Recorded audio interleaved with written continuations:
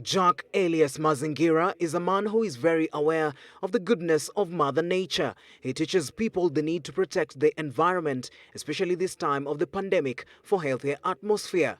Towards Green Environment is an initiative he started when he was in campus, a dream he says began when he was still in primary school.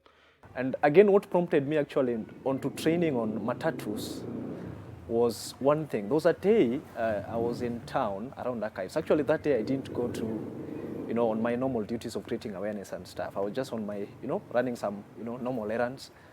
And then I noticed somebody, a guy in a private car. And then this guy was at a drinking, water bottle, and it was like he was drinking water. So after drinking his water, and then he noticed Kanjo. It was on a traffic jam. So it was around 7 p.m. Traffic Kanjo, and then he holds the water bottle chini on the side ya gari na nje.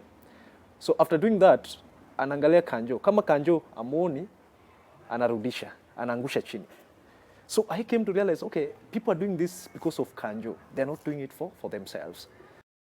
According to Jack, COVID-19 pandemic has created another environmental problem with littered masks and sanitizer bottles everywhere in the streets.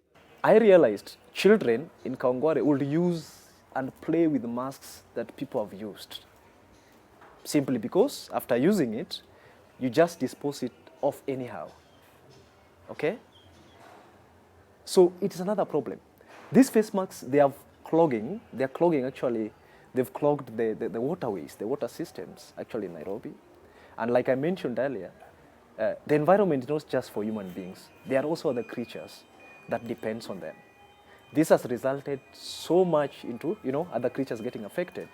And more so, these things, they're also carbon in nature. They also have carbon. If they just burnt like that anyhow, they also produce these greenhouse gases.